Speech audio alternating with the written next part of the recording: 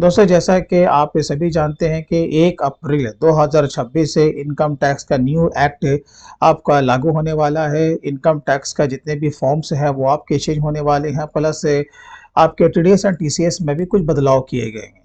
तो अब आपको 1 अप्रैल 2026 से न्यू इनकम टैक्स का जो वेबसाइट है वो भी देखने को मिलेगा। काफ़ी सारे चेंजेस इसमें किए गए हैं और काफ़ी पहले से बेहतर हेल्पफुल हम लोगों के लिए बनाया गया है। तो यहाँ पर आपके स्क्रीन के सामने जब आप इनकम टैक्स india.gov.in को जब आप विजिट करोगे और स्क्रॉल करके आपको नीचे आ जाना है, तो यहाँ पे आप देखो, यहाँ पे आपको एक टैब दिखेगा टैक्स टूल्स। ठीक है, इसके अंदर आपको चले आना है। तो यहाँ पे जब आप स्क्रॉल करके नीचे आओगे तो यहाँ पे देखो आपका इसमें जो टैक्स टूल्स जो आपको मिलेगा, जैसे कि इनकम टैक्स कैलकुलेटर का है, टीडीएस और टीसीएस का कैलकुलेटर का है। तो मैं वन बाय वन करके इसमें जा करके अभी आपको बताऊंगा कि ये कितना आपको हेल्प करता है।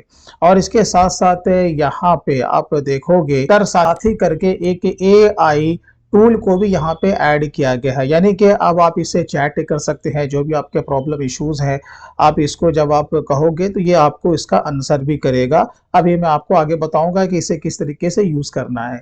तो यहाँ पे इनकम टैक्स कैलकुलेटर, यहाँ पे आपका टैब दिया हुआ है इनकम टैक्स कैलकुलेटर। पहले हम लोग इसके अंदर चलते हैं। तो यहाँ पे देखो इनकम टैक्स कैलकुलेटर में यहाँ पे आपको ये पूरा हेल्प करने वाला है कि अगर आप अपने टैक्स को कंप्यूट करना चाहते हैं तो यहाँ पे आपको असेसमेंट ईयर आपको सेलेक्ट करना है। फिलहाल अभी हमारा जो कि करंट अभी चल रहा है 25 to 26, तो उसके हिसाब से यहाँ पे दिया हुआ। लेकिन जैसे ही आपका 1 अप्रैल आएगा तो आपका यहाँ पे 27 to 28 भी आपका असेसमेंट ईयर दिखना शुरू हो जाएगा।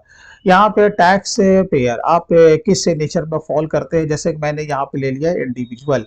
यहाँ पे कैटेगरी को आपको सेलेक्ट करना है, आप नॉर्मल है, सीनियर सिटीजन है या वेरी सीनियर सिटीजन है, वो यहाँ पर से आपको फिल्टर से सेलेक्ट कर लेना है।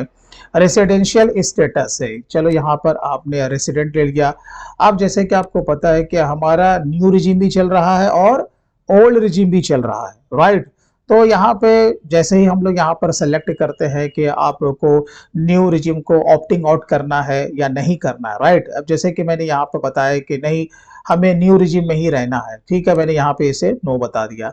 अब जो भी आपकी नेट टैक्सेबल इनकम है, आपको पता है कि टैक्सेबल इनकम किसे कहते हैं, जो भी आपका ग्रॉस है, जो भी आपका डिडक्शन मिलना है, उसके बाद आपको जो लेस होने के बाद जो फाइनल फिगर बचता है उसे ही हम लोग नेट टैक्सेबल इनकम कहते हैं। तो जब आप यहाँ पे डेटा को पुटअप करें तो इतनी जानकारी आपके पास होनी चाहिए। अभी जैसे कि मैं जानबूझ के यहाँ पे डाल रहा हूँ 12 लाख रुपया, सैकड़ा, हजार, 10,000, लाख, 10 लाख, ठीक है। अभी देखो मैं क्या करूंगा, कैलकुलेट करूंगा। यहाँ पे जैसे ही मैंने कैलकुलेट किया तो आपको पता है according to new tax regime आपको इसमें फुल्ली क्या मिलता है, अंडर सेक्शन 87A के अंतर्गत आपको 100% का टैक्स का रिबेट मिल जाता है। तो यहाँ पर आप जब स्क्रॉल करके नीचे आओगे तो टोटल टैक्स की लायबिलिटी यहाँ पे क्या है, नील है। आपके ऊपर कुछ भी टैक्स की लायबिलिटी नहीं बनती है। लेकिन मैं जैसे ही इसे मैं यस करूंगा इस वाले ऑप्शन को, ठीक है, क्योंकि मैं अब इसको ये बता रहा हूँ कि भाई मैं ओल्ड रिजीम के हिसाब से मैं जाना चाहता हूँ।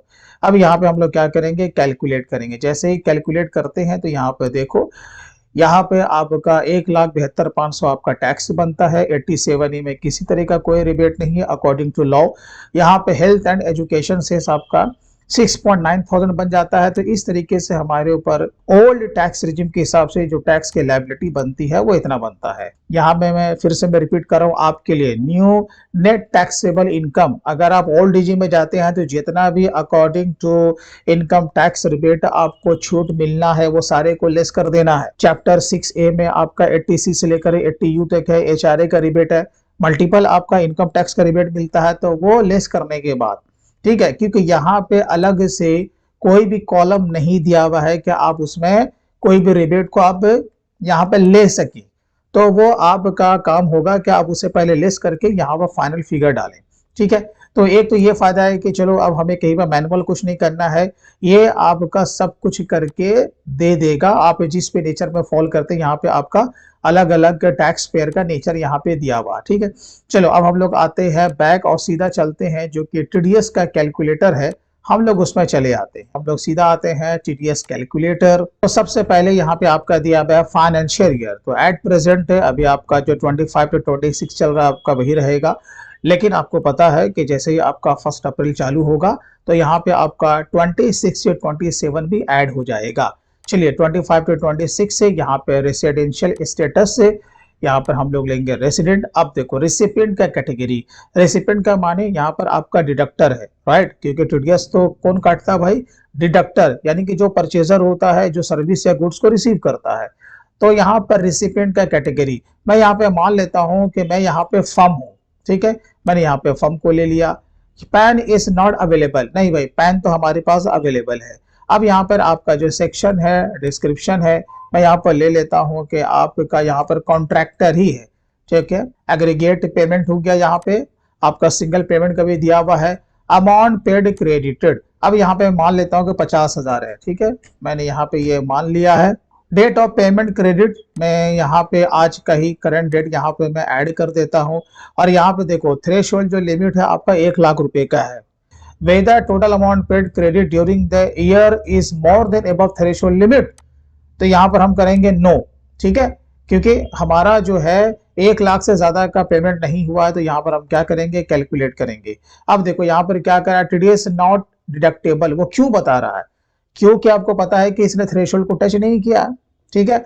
अब जैसे कि अब यहाँ पे मैं इसे कह देता हूँ कि हाँ भाई उसने टच कर लिया है, तो यहाँ पर हम जब यस करेंगे, कैलकुलेट करेंगे, तो यहाँ पर देखो उसने 50,000 के ऊपर क्या किया है, 2% के हिसाब से आपका यहाँ पर 1,000 रुपए निकलेगा। अब यहाँ पे जो सबसे अच्छी चीज, जैसे कि मैंने कहा था कि एआई, राइट, अब आपको यहाँ पे कर साथी के ऊपर आपको क्लिक कर देना है। मैं यहाँ पर इससे पूछ सकता हूँ give me the update of income tax new rule, ठीक है। देखो मैंने यहाँ पर उसे ये क्वेश्चन मैंने यहाँ पे पूछा है, तो यहाँ पे देखो वो पूरा डिटेल में वो आपको पूरा बता देगा। आप इसे इंग्लिश में भी आप क्वेश्चन कर सकते हैं, प्लस आप हिंदी में भी आप उसे क्वेश्चन कर सकते हैं। आप यहाँ पे जो कुछ भी आप क्वेश्चन डालोगे उसका आंसर ये आपको बता देगा। तो दोस्तों ये एक अपडेट था इनकम टैक्स के वेबसाइट को लेकर के। आई थिंक आपको ये वीडियो अच्छा लगा होगा। वीडियो अच्छा लगा हो तो कम से कम आप इसे लाइक जरूर करें। और इसी तरीके से अगर आप पूरा डिटेल में टैली अकाउंट्स और टैक्सेशन में हर तरह का काम सीखना चाहते हैं तो आप हमारे tally and taxation mastery course में भी इनरोल कर सकते हैं। ये हमारा ऑफिशियल वेबसाइट है theaccounts.in। मैं अपने वेबसाइट का लिंक वीडियो के डिस्क्रिप्शन में दे दूंगा।